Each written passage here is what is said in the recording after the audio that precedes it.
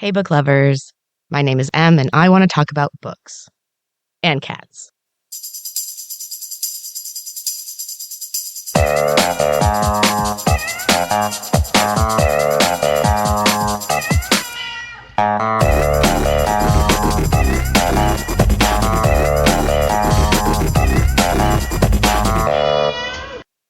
Hey, book lovers, welcome back. So, season 4 kind of fizzled out, and I apologize. Life took some pretty wild turns right before the new year, and recording wasn't really possible. The struggle has been real getting season 5 started, but I am determined to get back into regular weekly episodes. Plus, I've got some other exciting things on the way for 2025. So, every year at the new year, I try to set an intention. It's less of a resolution or a goal because I know that I don't do well with those usually.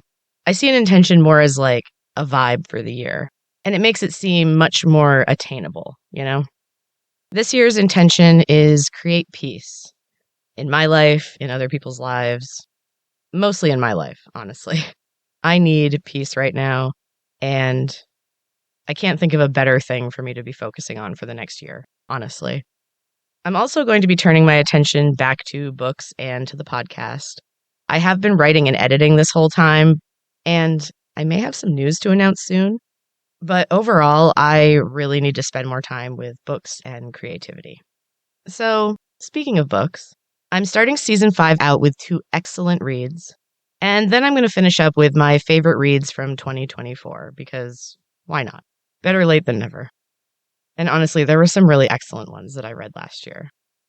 But first, I want to talk about Agony Hill, which is the newest book from a favorite of the podcast and Vermont writer, Sarah Stewart Taylor. If you've been listening to the podcast for a while, you probably recognize this author.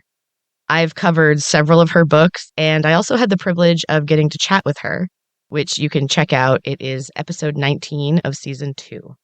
Her previous books, the ones I've read anyway, were set mostly in Ireland, but Agony Hill takes us to a completely new place with all new characters. It's the early 60s in the quaint little town of Bethany, Vermont. Bethany is a fictional place snuggled amongst some real towns in Vermont. And as a Vermont native, I was the tiniest bit nervous for this. Quaint Vermont can be done poorly, but I knew Sarah would nail it, and she definitely did. There was no reason for any hesitation. I loved this book. It's different from my usual reads, but it definitely tickles the part of me that loves stuff like Little Women and, older fashioned things. Not that the 1960s is nearly as old, but there is something about time in Vermont where it just moves slower and things progress at a much more leisurely pace. Anyway, in this book, the interstate is just being built in Vermont, so time is beginning to catch up with the natives of Bethany and the rest of the state. And some people are really not happy about it. We follow Detective Franklin Warren, a new officer in the Vermont State Police. He's been transferred after his own personal tragedy, and he is just settling into his new home when a fire breaks out at the farm that's up on Agony Hill.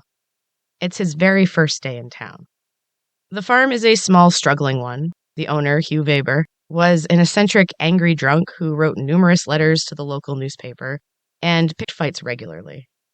He's silenced now, though, because they find him inside the charred remains of his barn, dead. Did he see the interstate as the end of idyllic Vermont life and choose to take his own? The barn was barred from the inside, and there was no other way in or out. It seems pretty cut and dried. And then a second fire happens, at a cabin in the forest just above the farm on Agony Hill. So could there be something more sinister going on here? There's a whole town full of suspects. There's a stranger who's lurking in the woods. There's the odd, quiet widow who's pregnant with the dead farmer's 4th child. There's a strange cult-like group living nearby, and Weber's angry alcoholic brother from the city. Not to mention the entire town, who he has fought with at one point in time or another. Detective Warren definitely has his work cut out for him. In addition to the excitement on Agony Hill, there are other intrigues afoot, and the sleepy little town of Bethany may actually be full of mysteries. I believe that this is the first in a new series from Sarah Stewart Taylor, and I cannot wait to read what she writes next. I definitely recommend Agony Hill, and I also recommend following her on Instagram. She posts the cutest pictures of her sheep. She's really got a pretty idyllic Vermont life. It's fun to watch. So now we're going to jump from quaint to crazed. This one you've definitely heard about. It's been getting amazing reviews ever since it came out. I want to talk about Midnight Feast by Lucy Foley. This is another repeat author, though again, only if you listened back in season 2. In season 2, episode 12, I covered another fabulous book by her, The Paris Apartment, which I highly recommend as well. I loved that book, and honestly, Midnight Feast might be even better. It's her newest book. It was released in June of 2024, and it is completely engaging. I listened to this one as well. Audiobooks are so convenient when you're busy, and I really enjoyed the performances in this one. Normally, I am not a huge fan of having multiple narrators, and this one had 5 or 6, but each one was done really well. Each character had their own chapters, and they were read by one certain person. There was no overlapping, and each character was read really, really well, so no complaints. It was great. There were no sound effects either, which I am finding I do not really love when they're added to audiobooks. It's like too much distraction for my ADHD brain. Anyway, let's talk about the characters, because they are a fascinating bunch. Starting, of course, with Francesca, who is our main character. She is a beautiful and serene and wealthy health guru whose newest money-making venture is a beautiful, healing escape into nature, but only for the truly elite. She has turned the home where she spent her childhood summers into a gorgeous retreat. The main house is called the Manor, and it is set amongst a forest that has been used forever for hiking by the locals, and also runs along a beach that has once again been used by the locals for generations. Unfortunately, Francesca has banned the use of her lands by non-guests, which has created a huge amount of tension between the haves and the have-nots before the guests have even arrived. So the first big event that she's planning is an extravagant solstice celebration. She wants to open her new lavish getaway in style. But the locals are not happy with any of it. She's roped off the beaches and the hiking trails, and there's another faction of the town that is growing more and more irritated with her outsider antics. They are called the Birds. Mysterious giant creatures who haunt the woods around the manor, and tend to deliver justice to those who deserve it. They take revenge for whoever asks for it. All you have to do is leave a letter in the tree with 100 eyes. There is really a fun balance of magic and reality in this book. Lucy Foley did a really incredible job. Everything is revealed eventually, and yes, some of it is a bit obvious, but there are certain things that are not revealed until the very end, and one of them took me by complete surprise. Maybe if I'd been paying attention to a couple little clues, I might have seen it, but I don't think so. It got me. Every character in this story has their own personal issues with the manor and with the town, and no one is really who they claim to be. And as the Midnight Feast draws closer, things get wild. Oh, and the story goes back and forth between past events, the days leading up to the feast, and then the day after. Very early on, you know that there is a woman with blonde hair sprawled out on a cliffside and very dead. You assume who it is, but there are definitely a few blonde options among the cast of characters. So nothing is certain until the very end. And the end is absolute perfection. I loved every second of it. It reveals so much, and when you see how everything is connected and how it actually went down, it's just masterfully done. Needless to say, I definitely recommend Midnight Feast by Lucy Foley. It is fabulous, and I'd say more of her work will probably show up on the pod. I am officially a fan. So finally, let's recap my favorite reads from 2024, because we're only a month into 2025, right? So for my favorites of the year for season 4, I had 6.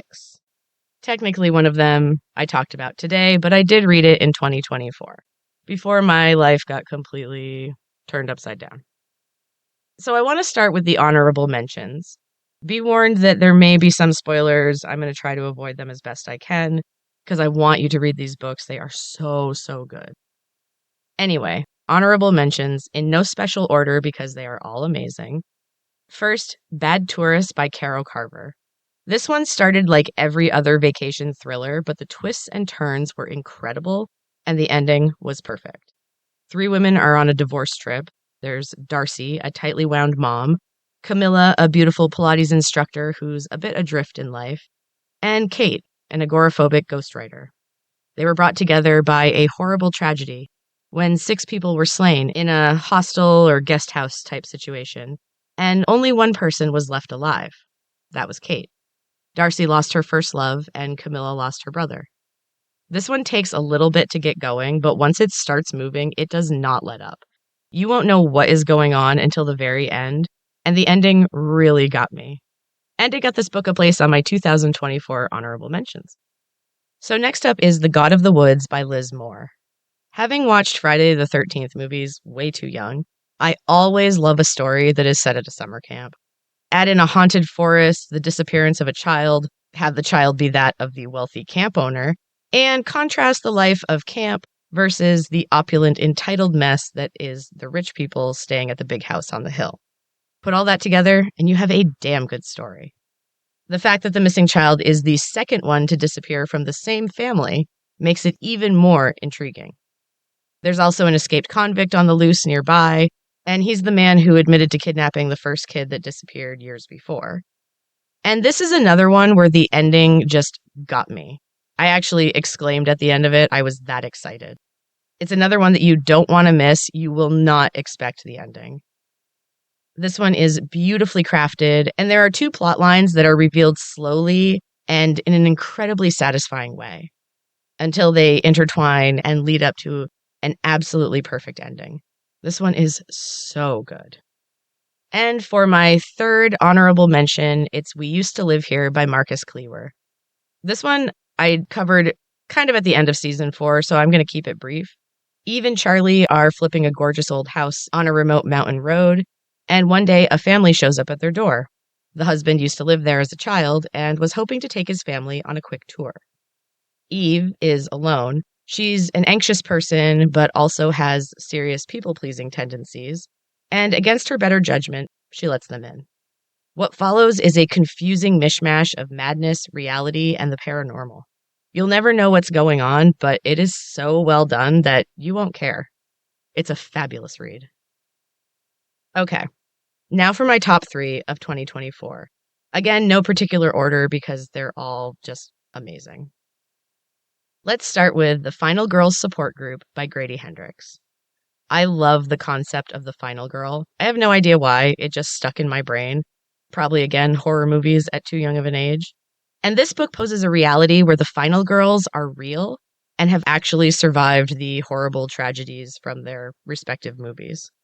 I partially love this book because the main character is from a movie that, again, made a random huge impression on me for some unknown reason. It's called Silent Night, Deadly Night, and I have no idea why these things stick with me, but I do know why this book stuck with me. Again, it's the reveal. I guess I just love a good ending, and a good ending involves a rich and complex plotline, or 2, to bring it about. And I love a well-crafted book. And this is another confusing one, too. Not nearly as much as We Used to Live Here, but the narrator, Lynette, is a super unreliable narrator, which is one of my favorite things. The other women in the support group are being attacked in various ways, and only Lynette seems to see what's happening. And no one believes her. The reveal is so good. It unravels in a way that feels like madness, and you really get into Lynette's headspace. It is so good. Moving on to something very different. Next is Starling House by Alex E. Harrow. This one is a romance horror fantasy novel? Yes, please. Underworld? A creepy version of Wonderland? Hell yes. This book was a fantastic ride. The house is an actual character, and I just loved that. It was done in such an interesting way, and not at all, cheesy. You know what I mean? There are also keepers of the house that are called the Starlings. And we also have our main character, Opal, who has been obsessed with the house and the underworld since childhood. The underworld comes up in, childhood tales, kind of like Alice in Wonderland. There are so many layers of harrowing stories featuring the house at the very center, and they create a magical tapestry that is the history of this place. Opal finds herself right in the middle of it all, and she will change everything for the house, the Starlings, and the surrounding town. This one is a true experience. It's beautiful, moving, frightening, and magical. All in all, it's a wonderful read. And so finally, my top read of 2024 is the one that I just started season 5 of 2025 with. I did read it in 2024, and it was supposed to be on the list for the final episode of season 4, but I had to include it because it was so incredible. I'm talking about Midnight Feast by Lucy Foley. So, as it was the last book, supposedly, for season 4, and it made it to my top 3, you know it's fantastic. The imagery is incredible, and I love the way Foley wove the plot into just a tapestry of magic, madness, and revenge. But with also some tinges of love and family and deep sadness as well. Lucy Foley killed it with this one. It was a great way to end my reading year, and it's a great way to start this year off as well. So double love for Midnight Feast by Lucy Foley. I highly recommend that one as well. That is it for this episode, book lovers. We are starting season 5 off right. I will definitely be back soon with even more books, stories, and kitty cat antics. We've got a kitten, and he is insane. I appreciate you all so much. Thank you for joining me on this sometimes erratic journey. I hope you have a beautiful week, and until next time, keep reading.